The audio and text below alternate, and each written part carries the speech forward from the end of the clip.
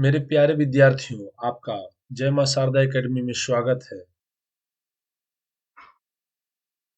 मैं आज आप लोग को प्रकाश का अपवर्तन या परावर्तन के ऑब्जेक्टिव क्वेश्चंस आपको बताने वाला हूं, जो 2022 की परीक्षा में पूछे जाएंगे। जैसा कि पहला क्वेश्चन आप लोग देख रहे हैं यहाँ पे,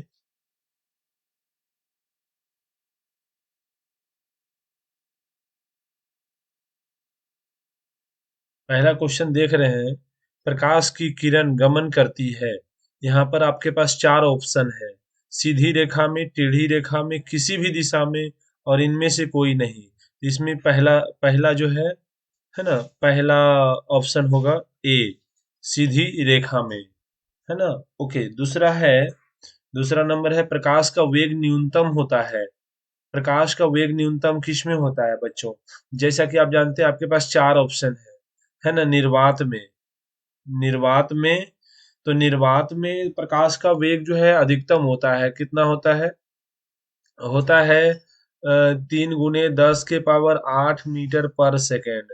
जल में होता है 2.25 × 10⁻8 मीटर पर सेकेंड। वायु में भी वही होता है 3 × 10⁻8 मीटर पर सेकेंड। और कांच में होता है 2 × 10⁻8 मीटर पर सेकेंड। तो यहाँ पर देख रहे हैं कि सबसे कम किसमें है, कांच में। तो हमारा आंसर सही कौन सा होगा? D number. चलिए नेक्स्ट क्वेश्चन, मोटर गाड़ी के चालक के सामने लगा रहता है। मोटर गाड़ी के चालक के सामने कौन सा दर्पण लगा रहता है? समतल दर्पण? नहीं, उत्तल दर्पण। अवतल दर्पण, उत्तल लेंस, कौन सा लगा रहता है? उत्तल दर्पण लगा रहता है। ओके, नेक्स्ट क्वेश्चन बच्चों, मोटर कार के हेडलाइट में किसका प्रयोग होता है? तो मोटर कार के हेडलाइट में अवतल दर्पण का प्रयोग होता है। समतल दर्पण, उत्तल दर्पण, अवतल दर्पण, जी हाँ, अवतल दर्पण का प्रयोग होता है। क्यों क्यों अवतल दर्पण का प्रयोग होता है? चलिए मैं इसके बारे में बताता हूँ। जैसे हेडलाइट मान लीजिए क्या होता है, इस प्रकार से होता है। तो ये जो परावर्तक सतह है, ये जो आप देख रहे हैं, ये जो परावर्तक सतह है बच्चों, जैसा कि आप यहाँ पे देख रहे हैं, ये जो आप देख रहे हैं परावर्तक सतह, ये परावर्तक सतह जो यहाँ पे जो बल्ब रहता है ना, बल्ब रहता है, बल्ब के पीछे में परावर्तक सतह होता है। ये अवतल होता है, क्योंकि इससे फोकस से जाने वाली किरणों को ये दूर समांतर रेखा में दूर तक फोकस कर सकता है। और ये किरणें जो है, ये जो प्रकाश है, बहुत दूर तक जा सकता है। इसलिए मोटर कार के हेडलाइट में अवतल दर्पण का प्रयोग होता है। नेक्स्ट नंबर देखिए बच्चों, समतल दर्पण द्वारा बना प्रतिबिंब कैसा होता है?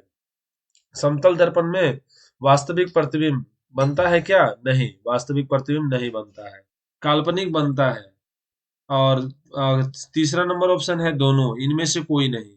तो ये इसका सही जवाब कौन सा होगा बच्चों? काल्पनिक, क्योंकि समतल दर्पण द्वारा प्रतिबिंब जो बनता है वो कैसा होता है? काल्पनिक होता है। Okay, next.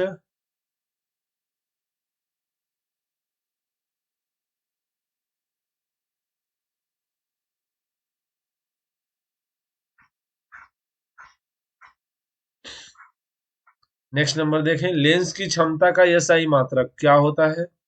लेंस की क्षमता का एसआई मात्रक डायोप्टर होता है ना, डायोप्टर। तो इसको हम लोग डी से लिखते हैं।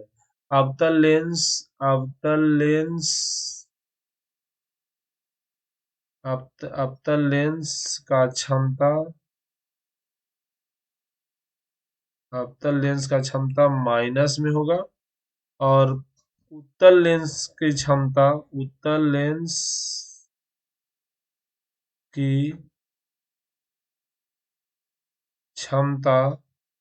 जो है प्लस डायोप्टर होता है। तो यहाँ पर जो है क्या होगा, लेंस की क्षमता का एसआई मात्रक डायोप्टर होता है। ओके, नेक्स्ट क्वेश्चन बच्चों, प्रकाश की किरणों का पथ प्रकाश की किरणों का पथ दर्शाने वाले चित्रों को क्या कहते हैं? उसे हम लोग किरण आरेख कहते हैं। ओके, क्योंकि प्रकाश की किरणों को हम लोग जो है किरण आरेख द्वारा दर्शाते हैं। आप लोग जानते हैं कि जैसे मान लीजिए कोई ये अवतल दर्पण है, और ये क्या है, ये प्रधान अक्ष है। इसमें कोई किरण आ रही है समानांतर तो कहाँ से होकर जाती है, ये फोकस से होकर जाती है। तो ये सब जो किरण आरेख द्वारा हम लोग किसी भी चित्र को दर्शाते हैं, ओके, तो इसे हम लोग क्या कहते हैं बच्चों, किरण आरेख कहते हैं। नेक्स्ट नंबर क्वेश्चन, 2D क्षमता वाले लेंस का फोकस अंतर क्या होगा। हमें क्या ज्ञात करना है, हमें ज्ञात करना है फोकस ज्ञात करना है। तो फोकस ज्ञात करने के लिए क्या फॉर्मूला होता है, देखिए P इक्वल टू होता है 100 बटा है ना। तो देयर फोर एफ बराबर क्या हो जाएगा, 100 बटा P हो जाएगा।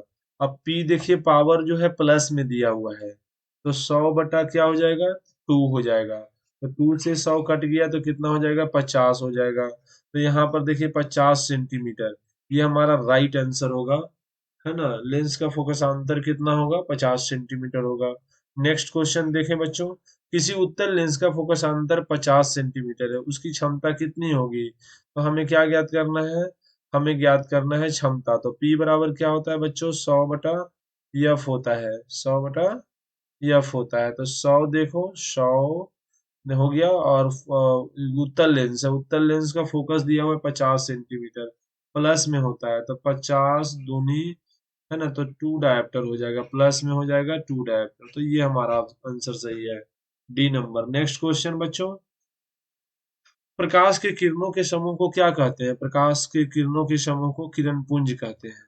क्या कहते हैं बच्चों, किरण पुंज कहते हैं। चलिए नेक्स्ट क्वेश्चन देखिए, उत्तल लेंस की क्षमता क्या होती है, धनात्मक होती है।